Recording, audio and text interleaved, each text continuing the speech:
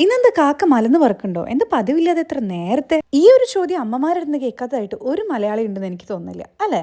എന്റെ അമ്മ ഇപ്പൊ ഈ വീഡിയോ കാണുമ്പോൾ ആദ്യം മനസ്സിൽ വിചാരിക്കുന്ന അതായിരിക്കും. അപ്പൊ അതായത് രമണ പറഞ്ഞു വന്നത്, നമ്മളിപ്പോ ഇവിടെ ജർമ്മനിയിലുള്ള ഒരു അമ്പലത്തിലേക്ക് പോവാണ്. അതാണ് ഇത്ര കഷ്ടപ്പെട്ട് എണീച്ചത്. അപ്പൊ ഞാൻ റെഡി ആകുമ്പോഴേക്കും ഏതൊരു സ്മൂതി ഒക്കെ ഉണ്ടാക്കി. ഇത് one of my favourite smoothie ആണ് കേട്ടോ.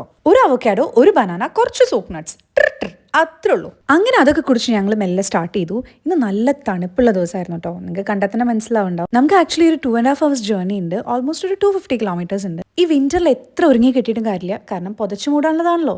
ഒരു ചെറിയ ബ്രേക്ക് ഒക്കെ എടുത്ത് ഞങ്ങൾ ഫൈനലി അമ്പലത്തിലെത്തി. ജർമ്മനിയിലെ ഹാം എന്ന് പറഞ്ഞ സ്ഥലത്താണ് കേട്ടോ ഈ അമ്പലം ഉള്ളത്. ഇവിടുത്തെ one of the biggest temple ആണ് ഇത്.